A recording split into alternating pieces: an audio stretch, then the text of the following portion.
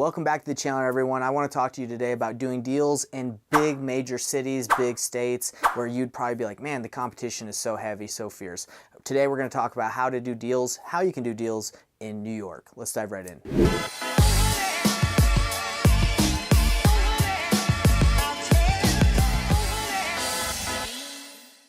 Before we dive into the video, I want to explain to you guys that I have a Facebook group that is amazing. It's a great community. It's absolutely free, and I want to invite you to join. It's Painless Flipping. Just go to Facebook, type in Painless, like my last name, P-A-Y-N-E, and join the Facebook group. We have a free masterclass we do every week. We have free materials. We have a community. It's all there to help you, and I promise you, if you're getting started or if you're experienced, this is a good community to be a part of. So go ahead and join, and let's dive into this video. So what we're going to be talking about today is I interviewed an investor who does deals in New York, right? And his first deal he did was $60,000. And he talks about how he did the deal, and you know, it wasn't exactly what he planned. It didn't turn out exactly how he wanted it to, but he ended up making money in the long run. And he talks about how he's doing deals consistently in New York. Now, a lot of people might be like, wow, New York City, isn't it really hard to do deals there? Well, we want to find out how this investor is doing his deals, how he started and where he is right now. That's what we talked to him about in my interview. And I think it will help you with your mindset, because a lot of the times you think if it's a big city, there's a lot of competition. If you're new, how are you going to be able to compete? Well, he explains exactly how he does it and how he leverages other people to do deals and how he markets. So let's dive right into this interview, and leave me a comment if you have any questions. Michael, tell us a little bit about yourself, and then let's dive into that first deal you did. Sure. So I was in the mortgage business working for the same company for 17 years, from 1997 to 2013. And then I was dabbling a little bit in real estate investing while I was there. And then 2013, I left the mortgage industry 5 years too late. And I decided to go full time into real estate investing. And I had some experience in this city. The city's called Elmont. I operate in Long Island, so Nassau and Suffolk County, New York City suburbs. And Elmont was my area. I had bought another property there. I liked the area. I thought it was a misunderstood area where I could take advantage of some of that misunderstanding. And there was a property that I kept driving by that You're talking about your first deal right now? First deal, yes. Okay. Yeah. No. So just so I can understand, you were doing mortgages. Is that what you said? Yeah, I was in the mortgage business. I did everything in the mortgage company, secondary marketing. I ran an office. I did a lot of things. You miss it? Things were great for about 11 years. And then everything hit the fan in 2008, 2009. I sort of stuck it out an extra few years, which was a huge mistake. I should have left earlier. Mm-hmm. I really should have gone into real estate investing earlier, but I got out of it completely in 2013. In the beginning of 2013, I went into full-time real estate investing. Nice. Okay.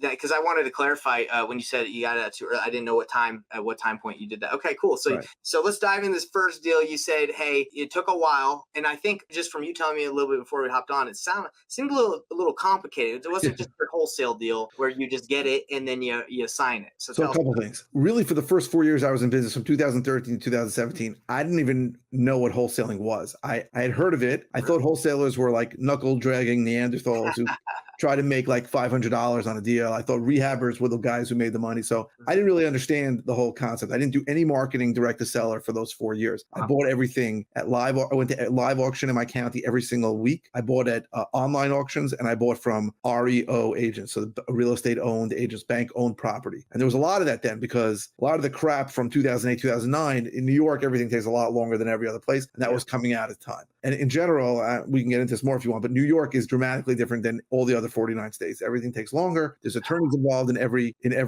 transaction. There's even more. But I wasn't wholesaling, right? So this property I bought. I had a partner. We bought it. We borrowed money for it, and we took it down. It was a house that I kept driving by, and it just was in the area that I really liked. It was an ugly looking house.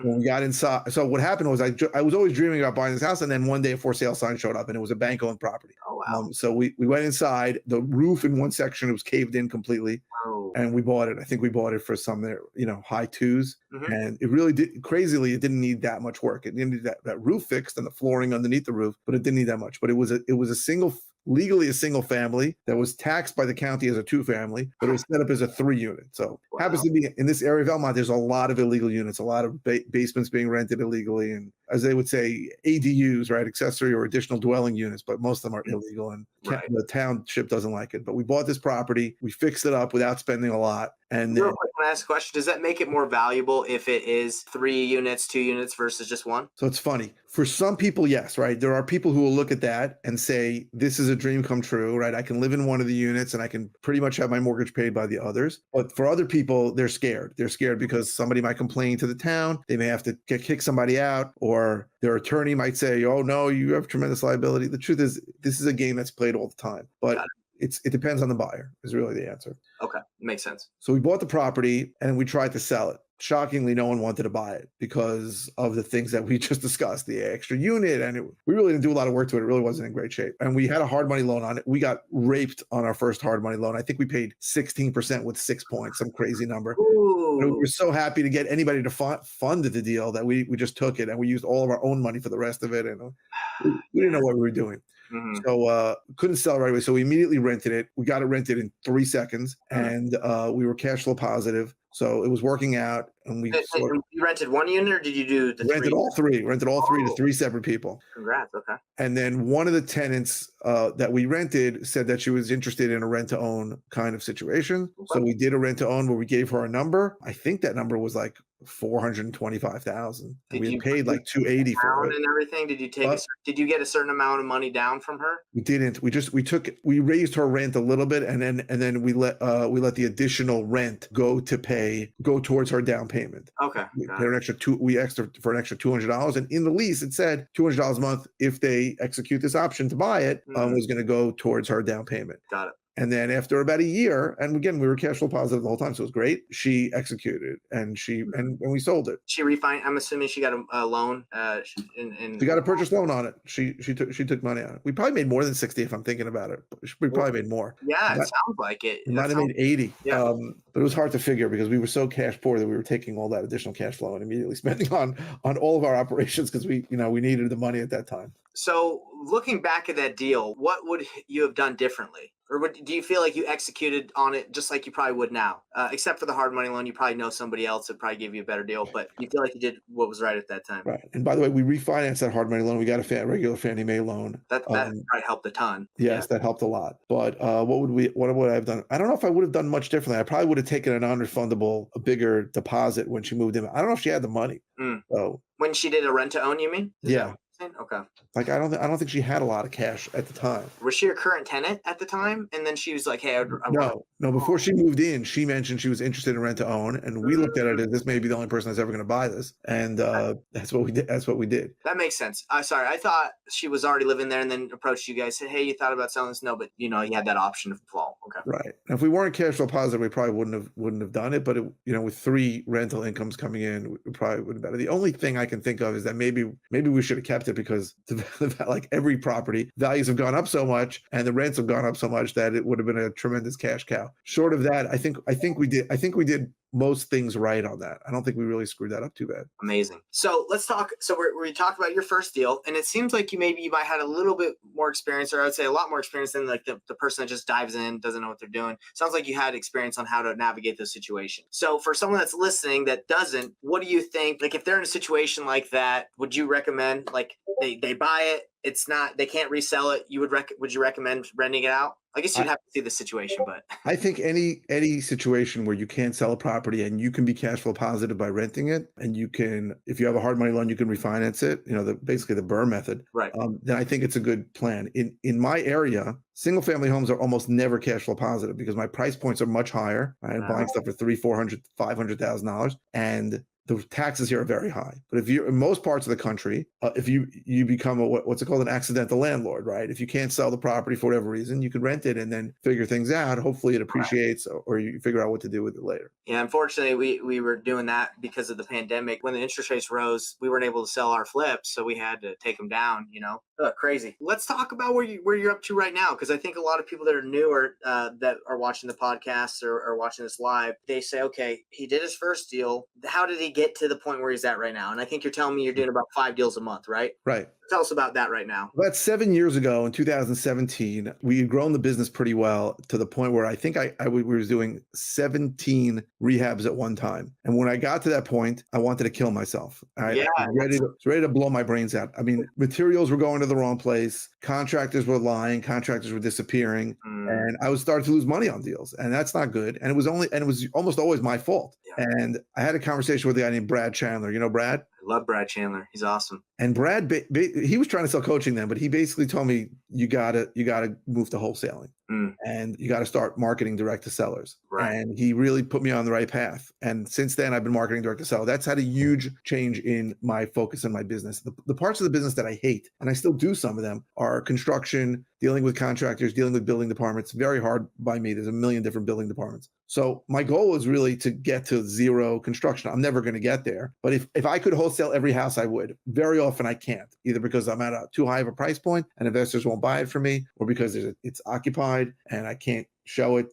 So I do close on probably half the deals that I go into contract on now. I sign half and I close on the others. I usually try to wholesale them, but sometimes I do end up rehabbing them. I'm doing a rehab now. So that's interesting. Do you feel like if you had a more robust buyers list or a better, different, I guess, more other investors like you that would want to buy these, you could wholesale them all? Or what do you think stopping you from being able to wholesale them? No, I think my buyers list is pretty good. I think it's just that if I want to continue to buy at the level I am, very often I'm faced with a seller who needs a certain price. And at that price, I don't have room to wholesale it, but I can close on it and just wholesale it. So maybe just clean it out and sell it. That also allows me sometimes to pay more than my competitors, because they're looking at it as this is a $100,000 rehab, and I'm looking at it as this is a $4,000 clean out. And I'm not looking to hit that top price in the market. I'm just looking to find the bargain hunters who are going to pay a lot less in that area than others. Have you heard of the strategy of the retail buyer program or novations, where have you tried that instead of wholesaling and closing on it? So you don't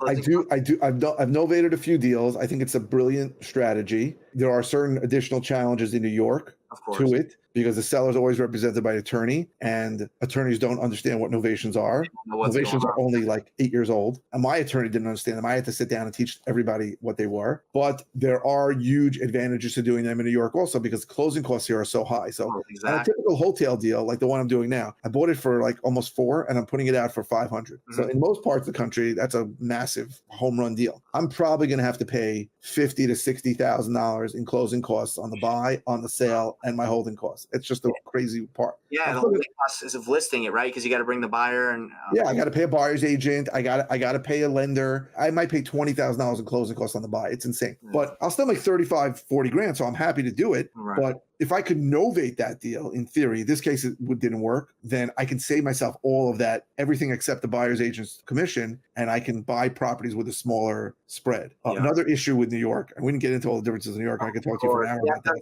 Deals in New York, it takes forever. And there's no contingencies in New York. When I go into a contract, every time I have to either close or I have to assign it. That's it. So I don't have any way to get out of the contract. So even on a novation, I don't have any way to get out of the contract. So I have to pick a price point where if everything goes bad, if the buyer that I novate to flakes out of me at the last second, I have to be able to buy it. And I figure that I'm going to, it's never happened to me yet, but I figure I'm going to probably lose a little money here and there on those deals. But overall, it's allowing me to buy deals I never would have bought before. Yeah, the lump sum, right? So I think novations are amazing. I really think they're great. If you like this information, please like, subscribe, and hit the bell icon for more information so we can share this channel with others like you and grow.